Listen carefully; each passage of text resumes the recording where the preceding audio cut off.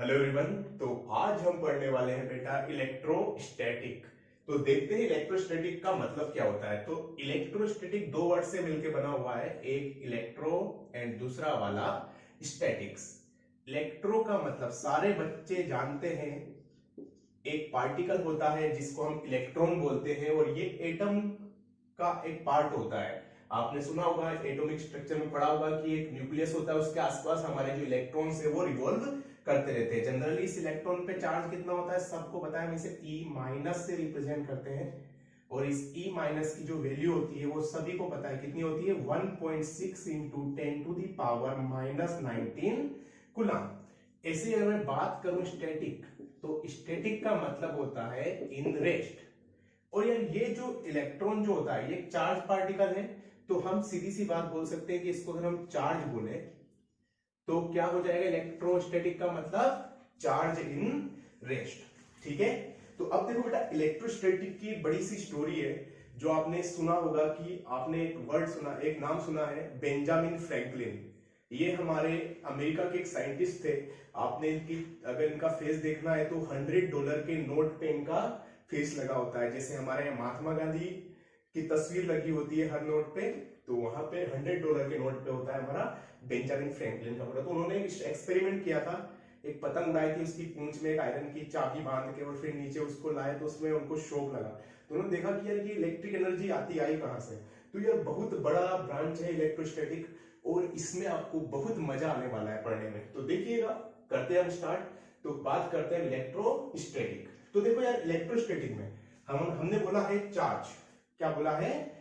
Charge. तो ये charge होता क्या है, हम इसके बारे में देखते हैं। तो चलिए हम आगे बढ़ते हैं। तो चलिए भैया स्टार्टिंग करते हैं अब यहां से हम चार्ज से। चार्ज क्या होता है? Charge, what is charge? जैसे मैं बोलूं कि मुझे मेरे अंदर मास है, तो मास का क्या मतलब होता है, ये मेरी प्रॉपर्टी है। ठीक है। तो चार्ज भी क्या होती है, एक टाइप के मैटर की प्रॉपर्टी होती है। तो हम लिख सकते हैं इसको, it is property of matter. इसकी प्रॉपर्टी है बेटा, ये मैटर की प्रॉपर्टी है। लाइक मास, जैसे मास होता है वैसे ही चार्ज भी एक क्या है, प्रॉपर्टी होती है। अब देखो यार, ये एक्चुअल में चार्ज की बात करें, अब इसको वो वेरी डिटेल में पढ़ेंगे हम। दूसरा केस, ये अगर हम बात करें तो चार्ज जो होता है बेटा पॉजिटिव भी होता है एंड नेगेटिव। इसके पास दोनों नेचर के हमारे पास चार्ज होते हैं, पॉजिटिव भी है एंड नेगेटिव। आ रही बात समझ में? इसकी यूनिट जो होती है वो होती है हमारी कूलम। ये जनरल यूनिट है इसकी, ऐसा यूनिट से बोलते हैं। और एक और होती है फेराडे। फेराडे आप केमिस्ट्री में पढ़ते हैं, 96485 कूलम होता है एक फेराडे के इक्वल। तो अब देखो यार क्या होता है, सबसे पहले चार्ज का मतलब क्या होता है, property of metal like mass. अब देखो क्या होता है, सर अल्बर्ट आइंस्टाइन की एक थ्योरी आई थी, इसे हम बोलते हैं थ्योरी ऑफ रिलेटिविटी। जैसे हम कोई भी हमारा सपोज कीजिएगा कि स्पेस में कोई स्पेसशिप जो है वो मोशन कर रहा है, तो मोशन कर रहा है तो उसका जो मास जो होता है वो उसके मोशन पे डिपेंड करता है। आ रही बात समझ में? मास किस पे डिपेंड करता है, मोशन में। अगर अपनी स्पीड को इक्वल, लाइट के इक्वल अगर कर लें, लाइट की स्पीड कितनी होती है बेटा, 3 into 10 to the power 8 metre पर सेकेंड। तो उस केस में क्या होता है, आपका जो मास है वो इंफिनिटी हो जाएगा। आ रही बात समझ में? इनफाइनाइट मतलब आप एक पॉइंट के अंदर कॉन्साइड हो जाएंगे पूरे। तो यार ये एक्चुअल में अगर हम चार्ज की बात करें तो नेवर डिपेंड अपॉन स्पीड, ये स्पीड पे डिपेंड नहीं करता है, जबकि मास किस पे डिपेंड करता है, स्पीड पे। तो हम बोल सकते हैं कि अगर मान लो कोई रेस्ट में चार्ज हमारा क्यू नोड है, रेस्ट में कितना चार्ज है, क्यू नोड, तो अगर मोशन में रहेगा तो वो भी किसके इक्वल रहेगा, जितना रेस्ट में। ऐसे अगर मैं मास के बारे में बोलूं तो मास मोशन पे डिपेंड करता है, mass m naught upon under root 1 minus v square upon c square. यहाँ पे v जो है वो आपकी स्पीड है, c जो स्पीड ऑफ लाइट है, और जो m नोड है ये है mass of any particle in the rest, और ये वाला जो मास है ये है mass of the particle in the motion. तो सीधी सी बात है, हमने क्या पढ़ा बेटा चार्ज में, कि चार्ज क्या होता है, किसी भी मैटर की प्रॉपर्टी होती है, ठीक है। उसके बाद ये पॉजिटिव भी हो सकता है और नेगेटिव भी हो सकता है। इसकी यूनिट क्या होती है, कूलाम्ब होती है। साथ में ये नेवर डिपेंड अपॉन स्पीड, ये स्पीड पे डिपेंड नहीं करता। यहां तक समझ में आ गया कि बेटा चार्ज क्या होता है। अब देखो यार, चार्ज प्रोड्यूस करने के मैं तरीके बताने वाला हूं आपको, तो किस तरह से हम इसको आगे बढ़ते हैं। तो ये मेरे ख्याल से आपको सारे बच्चों को समझ में आ गया होगा, ठीक है बेटा। तो चलिए अब हम यहां से आगे बढ़ते हैं। चलिए, तो आगे बढ़ने से पहले भैया अब देखो, ये जो मैं पढ़ा रहा हूं इलेक्ट्रोस्टैटिक, ये इतना वेल डिटेल में आपको कहीं पर नहीं मिलेगा, तो इसे बहुत अच्छे से पढ़ना है बेटा आपने को, और हर चीज को एकदम सिस्टोमेटिक वे में लेना है, ठीक है। तो चलिए आगे बढ़ते हैं हम लोग। अभी हमने चार्ज पढ़ा, अब यहां से हम बात करें चार्जिंग टेक्निक्स। चलिए, तो अब हम चार्जिंग टेक्निक्स पढ़ेंगे कि किस तरह से हम किसी भी पार्टिकल को चार्ज कर सकते हैं, हम खुद को भी चार्ज कैसे कर सकते हैं, ठीक है। क्योंकि ह्यूमन बॉडी जो होता है वो भी एक टाइप का कंडक्टर, ये देखा जाए तो पहली तरीका, जो पहला टेक्निक है, उसको बोलते हैं बेटा फ्रिक्शन। क्या बोलते हैं हम, फ्रिक्शन। अब देखो फ्रिक्शन क्या होता है, जैसे कि हमने दो ऑब्जेक्ट को ऐसे रब किया, तो एक पे पॉजिटिव आएगा और एक पे नेगेटिव। आपने ये चीज फील की है कब, जब आपने देखा होगा कि ठंड के दिनों में हम जैकेट पहनते हैं, और उस जैकेट के अंदर जो हमारा क्या होता है, कुछ रुई जैसा होता है, बिल्कुल मतलब खुरदुरा टाइप, लाइक जो एकदम हमारा अनफेयर टाइप जो होता है ना, रफ सरफेस होता है। जैसे हम जैकेट निकालते हैं तो हमारे अंदर जो बिजलियां तड़कती है उस जैकेट में, इसकी आवाज आपको तड़ तड़ करके आती है, आपने देखा होगा ये। तो वैसे ही देखो फ्रिक्शन में क्या होता है, जैसे बेटा हमारे पास दो ऑब्जेक्ट हैं, एक को हमने ए नाम दे दिया और एक को बी। अभी इनके ऊपर कोई चार्ज नहीं है, ठीक है, इनके ऊपर कोई भी चार्ज नहीं है। अब हम एक प्रोसेस अप्लाई करते हैं जिसको बोलते हैं हम रबिंग। रबिंग का मतलब समझते हो बेटा, हमने क्या किया, जो यहाँ पे दो ऑब्जेक्ट है इनको हमने रब किया। तो जब हम रबिंग करते हैं तो कुछ इलेक्ट्रॉन एक ऑब्जेक्ट से दूसरे ऑब्जेक्ट की ओर माइग्रेट करते हैं। मतलब यहां से इलेक्ट्रॉन उठ के कहां चले जाते हैं, इस वाले ऑब्जेक्ट पे। तो जो बेटा इलेक्ट्रॉन डोनर है, अब हमारे पास दोनों ऑब्जेक्ट रहेंगे, ये ए है और ये क्या है, बी। तो जो इलेक्ट्रॉन लेने वाला है ये तो एक्चुअल में हमारा नेगेटिवली चार्ज हो जाता है, और इलेक्ट्रॉन देने वाला है ये हमारा कौन सा चार्ज हो जाता है, पॉजिटिवली चार्ज हो जाता है। समझ में आ गया बेटा, इलेक्ट्रॉन देने वाला तो धनी हो जाता है, लेने वाला ऋणी। दिस इज नेगेटिव चार्ज, और ये वाला पॉजिटिवली चार्ज। तो सीधी सी बात है कि जब हम कोई भी दो ऑब्जेक्ट को जो अलग अलग नेचर रखती है उनको अगर रब करते हैं तो एक से इलेक्ट्रॉन जंप कहां करके चला जाएगा, दूसरे पे। तो जब हम रबिंग करेंगे तो उसको क्या करते हैं हम यहाँ पे, उसी टेक्निक को क्या बोलते हैं हम लोग, फ्रिक्शन।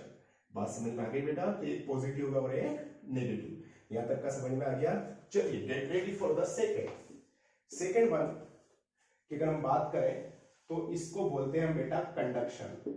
क्या बोलते हैं, कंडक्शन। कंडक्शन में क्या होता है कि जैसे हमारे पास कोई ऑब्जेक्ट है ए, ठीक है, और ये ए जो है ये कोई पॉजिटिवली चार्ज है, मतलब ये वाली जो हमारी है ये हमारी चार्ज ऑब्जेक्ट है, और यहां पर एक और है बी, अभी इस पर कोई भी चार्ज नहीं है। अब इसको हम क्या करते हैं, इस वाली ऑब्जेक्ट को कनेक्ट कर देते हैं, ठीक है, इसको हम कनेक्ट कर देते हैं due to any conductor wire. तो हमने इसको कनेक्ट कर दिया। अब देखो ये पॉजिटिव चार्ज है तो इसमें से कुछ चार्ज जो इसकी ओर क्या करने लग जाएगा, माइग्रेट करने लग जाएगा, और माइग्रेट करने लग जाएगा।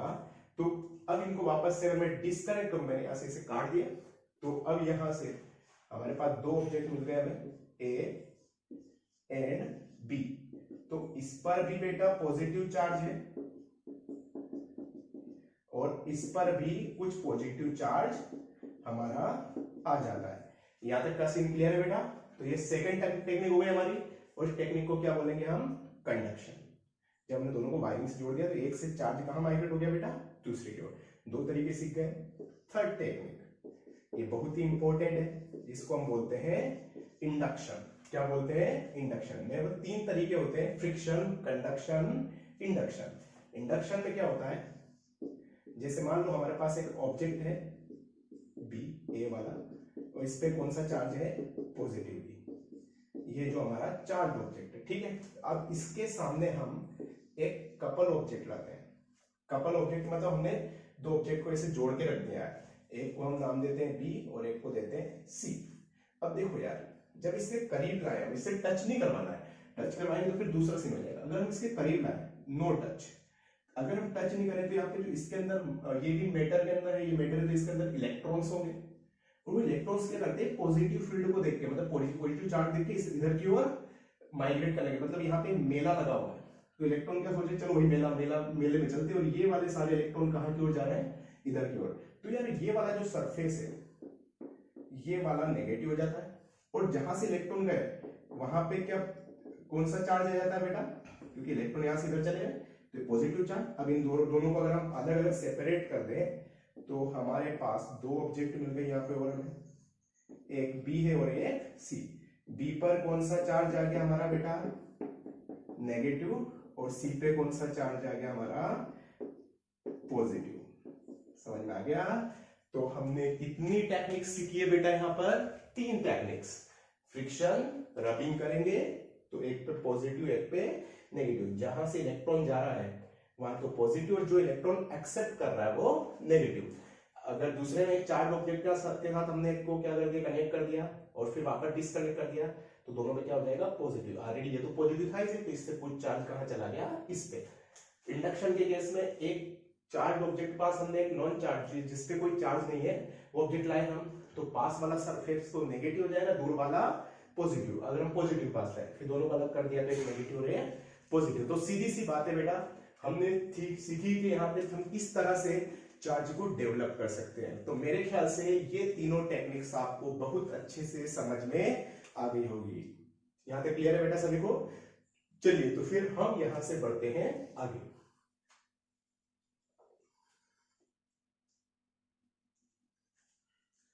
चलिए तो बेटा अभी तक हमने क्या सीखा है कि चार्ज क्या होता है, ठीक है, किस तरह की उसकी प्रॉपर्टी होती है। दूसरा कि हम चार्ज प्रोड्यूस कैसे करते हैं, तो हमने सीखा चार्ज प्रोड्यूसिंग टेक्निक्स। अब बात करते हैं हम चार्ज के बारे में, क्या क्या थीसिस है जो भी हमने सुना है, ठीक है। तो पहला पॉइंट, चार्ज इज क्वांटाइज्ड। अच्छा, चार्ज क्वांटाइज्ड है, इसका क्या मतलब हुआ बेटा कि इस ब्रह्मांड में, इस यूनिवर्स में जितना चार्ज जो है वो एज इट इज वही रहेगा। मतलब हम ना तो चार्ज को प्रोड्यूस कर सकते हैं और ना ही डिस्ट्रॉय कर सकते हैं। अब देखो यार, अब कोई बताएगा मुझे कि भैया हमने बोला कि यार फिर तो अभी हाल तो आपने चार्ज प्रोड्यूस करने के तरीके बताए, फिर ये चार्ज क्वांटाइज्ड कैसे हो गया? क्योंकि देखो पहले केस में हम जब फ्रिक्शन में हम क्या करें, रब कर रहे थे, एक पे पॉजिटिव आया और एक पे नेगेटिव, लेकिन जितना पहली ऑब्जेक्ट पे पॉजिटिव रहेगा बेटा उतना ही दूसरी ऑब्जेक्ट पे नेगेटिव। दोनों को अगर हम सम करेंगे तो कितना हो जाएगा, 0। तो पहला केस क्या है, चार्ज इज क्वांटाइज्ड। यहां तक समझ में आ गया? मतलब चार्ज को ना तो हम प्रोड्यूस कर सकते हैं और ना ही डिस्ट्रॉय कर सकते हैं, ठीक है। दूसरा, ठीक है, चार्ज इज कंजर्व्ड। देखो चार्ज यहाँ पे क्वांटाइज्ड है और चार्ज कंजर्व्ड है। कंजर्व्ड का मतलब ना तो हम इसे प्रोड्यूस कर सकते हैं और ना ही डिस्ट्रॉय कर सकते हैं, मतलब जो दुनिया में वही। अब देखो क्वांटाइज्ड का मतलब क्या होता है? क्वांटाइज्ड का मतलब होता है बेटा कि हमें, देखो मैं इसका मतलब यही होता है जो हम कंजर्व्ड पढ़ते हैं, लेकिन क्वांटाइज्ड का मतलब क्या हुआ, इसका सीधा सा मतलब, क्वांटाइज्ड का मतलब ये हुआ कि जैसे मेरे पास एक ऑब्जेक्ट ए है और एक है बी, आ रही बात समझ में? तो ये क्वांटाइजेशन थ्योरी के बारे में बात करें तो क्वांटाइज मतलब कि जितने, मान लो कि यहां से इसने 5 इलेक्ट्रॉन इसको डोनेट कर दिए, ए ने बी को कितने इलेक्ट्रॉन डोनेट कर दिए, 5 इलेक्ट्रॉन, तो इस पर जो चार्ज आ गया वो +5 भी आ गया और इस पर जो चार्ज है वो -5 है। तो इसका मतलब ये हुआ बेटा कि कोई भी अगर एक ऑब्जेक्ट दूसरे ऑब्जेक्ट को अगर इलेक्ट्रॉन डोनेट करती है तो वो उस इलेक्ट्रॉन के परफेक्ट इंटीजर के बराबर इलेक्ट्रॉन देगी। जैसे मान लो किसी ने दिया 1, तो 1, ऐसा नहीं कि आधा तू रख ले आधा मैं रख लेती हूँ, मतलब यहाँ पे पार्शियल शेयरिंग नहीं होती है, यहाँ पे इंटीजर शेयरिंग होती है। बात समझ में आ रही है? तो यार यहाँ पे इसको अगर मैंने 5 इलेक्ट्रॉन दे दिया तो इस पे +5 भी, इस पे -5 भी। अगर ऐसे ही अगर मान लो कि इसने n इलेक्ट्रॉन ट्रांसफर कर दिया तो चार्ज कितना आ जाएगा बेटा, इस वाले पे तो कितना आ जाएगा, +ne, और इस वाले पे कितना आ जाएगा माइनस एन ई। तो टोटल अगर हम बात करें तो इसको लिख सकते हैं अपन प्लस माइनस एन ई। आ रही बात समझ में, जहां पर n इक्वल टू होता है 1 2 3 लाइक दैट, मतलब कोई भी इंटीजर नंबर और n is not equal to, ये कोई पार्शियल नहीं होता, जैसे 1/2 5/3 7/5 ऐसे कभी भी इंटीजर फॉर्म में नहीं होता। अगर किसी को एक दूसरी ऑब्जेक्ट को अगर इलेक्ट्रॉन देना हो तो पूरा इलेक्ट्रॉन देगी, कभी भी पार्शियल में इलेक्ट्रॉन नहीं देगी, मतलब इंटीजर फॉर्म में देगी। यहां तक का समझ में आ गया। और इसी को बोलते हैं बेटा क्वांटाइजेशन थ्योरी। क्या बोलते हैं इसी को हम? Quantization theory. यहां तक का सीन क्लियर है? क्या बोलेंगे इसको? Quantization theory.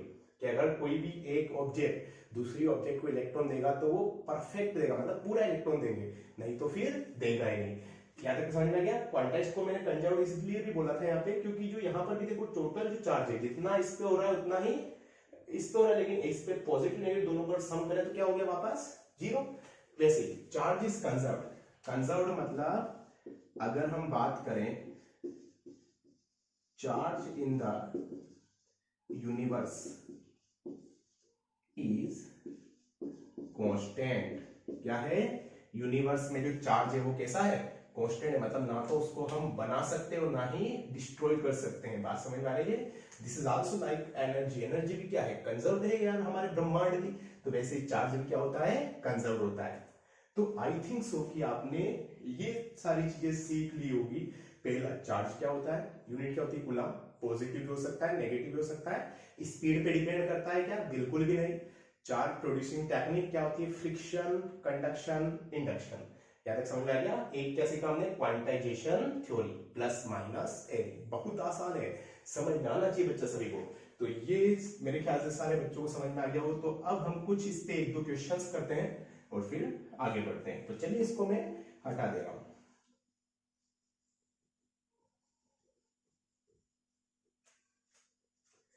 चलिए भैया, पहला क्वेश्चन अगर हम बात करें तो किस तरह से करते हैं, ठीक है? इस पे हम 2 क्वेश्चंस करेंगे और दोनों ही बड़े काम के क्वेश्चन है, अच्छे समझना है। जैसे पहला क्वेश्चन नंबर 1, इसमें क्या बोल रहा है कि एक ऑब्जेक्ट ए है, ठीक है? एक ऑब्जेक्ट ए है, इसने ये इलेक्ट्रॉन डोनेट कर रही, ठीक है? इलेक्ट्रॉन डोनेट कर रही है और इसके ऊपर चार्ज आ जाता है 1 माइक्रोकूलम। कितना चार्ज आ जाता है? 1 माइक्रोकूलम, ठीक है? अगर ये डोनेट कर रही है तो इस पे कौन सा चार्ज आ जाएगा? सारे बच्चों को पता है कौन सा आ जाएगा भैया? पॉजिटिव। प्लस का 1 माइक्रोकूलम चार्ज आ गया। तो ये बोल रहा है कि इसने कितने नंबर ऑफ इलेक्ट्रॉन्स डोनेट कर दिए। आ रही बात समझ में? नंबर ऑफ इलेक्ट्रॉन्स डोनेटेड, कितने नंबर ऑफ इलेक्ट्रॉन इसने क्या किया भैया? डोनेट कर दिए। तो चलिए देखते हैं। चलिए भैया, क्वांटाइजेशन थ्योरी क्या पढ़ा है बच्चों ने? Quantization theory. क्वांटाइजेशन थ्योरी में हमने पढ़ा है कि Q इक्वल टू होता है प्लस माइनस एन ई। क्या होता है? Plus minus n e. But direct apply करना है। Q की जगह कितना दे रखा है बेटा? 1 माइक्रोकूलम। 1 माइक्रोकूलम को हम क्या लिख सकते हैं? 10 टू द पावर -6। माइक्रो का मतलब क्या होता है? 1 माइक्रो का मतलब 1 into 10 to the power -6 coulomb. Clear है? एन की जगह एन हमें निकालना है। इलेक्ट्रॉन पे चार्ज सारे बच्चों को पता है 1.6 into 10 to the power -19 coulomb. Coulomb से कूलम क्या हो गया बेटा? कैंसिल। इसको हम नीचे ले जाए, n equal to 1 into 10 to the power -6 divided by 1.6 into 10 to the power -19। अच्छा, 1 बाई, इसको हम एक्चुअली ऐसा करेंगे, याद रखें आप, जो 1 बाई ई की जो वैल्यू होती है उसको मैं आपको लिखवा दूंगा आसानी से, ताकि हम सोल्व कर सकें। एन इक्वल टू, तो इसको हम 10 टू पावर ऊपर ले जाते बेटा, क्या हो गया? -19 को ऊपर ले गए तो क्या हो गया? +19।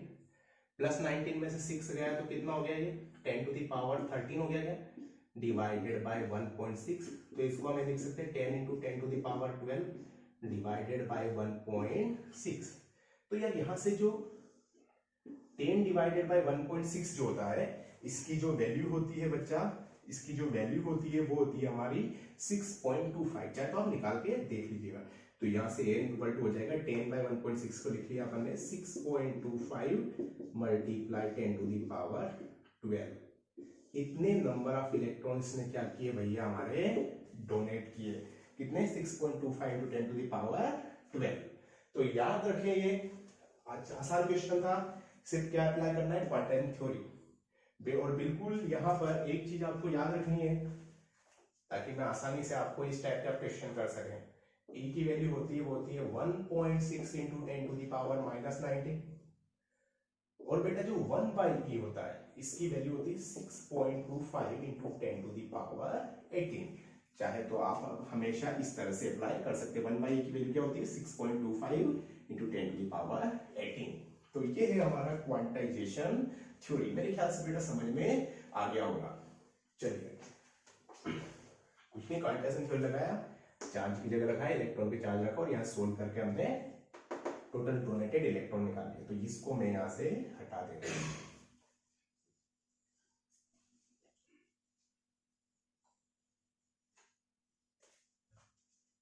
तो चलिए भैया अब यहां से हम एक फाइनल क्वेश्चन करते हैं और एक बहुत ज्यादा इंपॉर्टेंट क्वेश्चन है, तो समझिएगा इसको। एक ऑब्जेक्ट है, इस ऑब्जेक्ट को मैं पी नाम दे रहा हूं, ठीक है, अपने हिसाब से आप लिख सकते हैं। ये यहां पर बोल रहा है कि ये 10 टू द पावर 9 इलेक्ट्रॉन्स पर सेकंड डोनेट कर रहा है। क्या कर रहा है, कितने इलेक्ट्रॉन डोनेट कर रहा है यहाँ पे per second, 10 to the power 9 electron donates per second. यहाँ तक क्लियर है बेटा। तो आपको ये निकालना है कि अगर इस पर जो चार्ज है वो 1 माइक्रोकूलम होने में कितना टाइम स्पेंड होगा, मतलब कितना टाइम लगेगा। बहुत प्यारा क्वेश्चन है, समझिएगा इसको। कोई ऑब्जेक्ट है जो 10 टू द पावर 9 इलेक्ट्रॉन्स पर सेकंड डोनेट कर रही है, तो आपको उस पर जब 1 माइक्रोकूलम चार्ज आ जाए तो उसको कितना टाइम लगेगा, ये आपने यहाँ पे सोल्व करना है। कितने टाइम बाद इसके ऊपर कितना चार्ज आ जाएगा, 1 माइक्रोकूलम। तो बहुत ही कमाल का क्वेश्चन है, तो इसको समझिएगा। चलिए देखते हैं। अच्छा, सबसे पहली बात कि भैया 1 माइक्रोकूलम जो चार्ज में कितने इलेक्ट्रॉन इसको निकालने पड़ेगा। पहले तो हम उस इलेक्ट्रॉन की के नंबर्स निकालते हैं। तो हम जानते हैं Q इक्वल टू क्या होता है N। अब हम डायरेक्ट ऐसे सोल्व करेंगे, Q इक्वल टू N। कितना रखे बेटा, 1 माइक्रोकूलम चार्ज आ रहा है, -6 इज इक्वल टू N, है ना। इस E को E लेने दें, इसको नीचे पहुंचा दे क्या, तो 1 into 10 to the power -6 upon E 1/E। 1/E की वैल्यू अभी निकाली थी मैंने, 6.25 into 10 to the power +18, sorry 6.25 into 10 to the power 18, यही होता है। चलिए तो 1/E की वैल्यू लिख देते हैं, कितना होता है 6.25 इंटू 10 टू द पावर 18, ये 1/E की वैल्यू। और क्या है यहाँ पे साथ में 10 टू द पावर -6, तो यहाँ से नंबर ऑफ इलेक्ट्रॉन हो गया 6.25 इंटू 10 टू द पावर 18 में से 6 गया तो ये 12। इतने नंबर ऑफ इलेक्ट्रॉन इसको क्या करने पड़ेंगे, डोनेट करने पड़ेंगे। कितने electron, 6.25 into 10 to the power 12, इतने इलेक्ट्रॉन इसको क्या करने पड़ेंगे, डोनेट करने। लेकिन हर सेकंड में कितना कर रहा है बेटा, 10 टू द पावर 9 इलेक्ट्रॉन्स। तो देखते हैं कितना टाइम लगता है। चलिए भैया तो करते हैं अपन यहाँ पे कितना टाइम लग रहा है। पहले तो अपन ने नंबर ऑफ इलेक्ट्रॉन निकाली कि कितने इलेक्ट्रॉन इसने डोनेट करने पड़ेगे, तब जाके कितना चार्ज आएगा, 1 माइक्रोकूलम। चलिए भैया तो 1 सेकेंड में कितने इलेक्ट्रॉन डोनेट कर रहा है बताओ जरा, 10 टू द पावर 9 इलेक्ट्रॉन्स। आ रही बात समझ में। तो सपोज करो इसको t सेकेंड में कितना डोनेट करेगा, 10 टू द पावर 90 हो जाएगा क्या, सीधी सी बात है क्या। 1 सेकंड में 10 टू पावर 9, 2 सेकंड में 2 इंटू 10 टू पावर 9, 3 सेकंड में 3 इंटू 10 टू पावर 9, ऐसे करता जाएगा। तो मान लो t सेकंड लगा कि इतने इलेक्ट्रॉन इसने डोनेट कर दी, और इसके इक्वल होने चाहिए 1 माइक्रोकूलम चार्ज आने के लिए, इसके इक्वल। दोनों को यहाँ पे इक्वल रख देते हैं अपने। ये Q इज इक्वल टू इतना हो जाएगा हमारा, इतने हम जानते हैं Q इक्वल टू ये नहीं होता है। चलिए तो सॉरी ये n इक्वल टू हमारा इतना हो जाएगा, यही टाइम समझ में आ गया। यही टाइम t सेकंड के बाद कितना हो जाएगा, 10 टू पावर 9 t। यह समझ में, 1 सेकंड में कितना कर रहा है, 10 to the power 9 electron. 2 second में 2 से मल्टीप्लाई कर 3 में 3 से, ऐसे 30 सेकंड में कितना हो जाएगा, इतने इलेक्ट्रॉन निकल जाएंगे, मतलब यही रहेंगे कि इतने नंबर ऑफ इलेक्ट्रॉन्स रहेंगे हमारे। तो ये n और ये n क्या कर देंगे हम, बराबर कर देंगे। तो कितना हो जाएगा 10 to the power 90 is equal to 6.25 into 10 to the power 12। अच्छा 10 टू द पावर 9 यहां से कैंसिल करें, कितना हो गया 3। तो t is equal to 6.25 into 10 to the power 3। यार क्लियर है बेटा। जब इसको हम मल्टीप्लाई करें तो t इज इक्वल टू हो जाएगा हमारा, मल्टीप्लाई कर देते 6250, इतने सेकंड्स यहाँ पे लगेंगे। तो ये आ गया हमारा फाइनल आंसर। तो मैं इसको एक और बार समझा देता हूँ। टोटल चार्ज जो है 1 माइक्रोकूलम में इतना चार्ज आने के लिए कितने इलेक्ट्रॉन निकालने पड़ेंगे, इतने निकाल लिया अपन ने। दूसरा बात 1 सेकंड में इतना निकला है, तो t सेकंड में इतने इलेक्ट्रॉन निकल जाएंगे, यही टोटल इलेक्ट्रॉन निकले। दोनों को मैंने क्या कर दिया, इक्वल कर दिया। तो वहां से इसकी वैल्यू आ गई, t की वैल्यू कितनी आ गई 6250। इतने सेकंड्स चाहिए हमें, तब जाके कितना चार्ज आएगा 1 माइक्रोकूलम। तो बेटा ये था आज का इलेक्ट्रोस्टैटिक। तो आप बहुत अच्छे से मेरे ख्याल से इसको समझ गए होंगे। तो सारी चीज आप एक बार और वीडियो को आप, अगर आपको कहीं पे डाउट हो तो प्लीज उसे आप कमेंट बॉक्स में आप कीजिएगा, मैं उसको सोल्व करने की कोशिश करूंगा और आपके सारे क्वेश्चंस के सॉल्यूशन आपको मिल जाएंगे। और जैसे ही मेरे चैनल पर 1000 सब्सक्राइबर्स हो जाते हैं उसके बाद मैं लाइव आना भी स्टार्ट कर दूंगा और आपके बिल्कुल लाइव आपके क्वेश्चंस को मिलूंगा, ठीक है।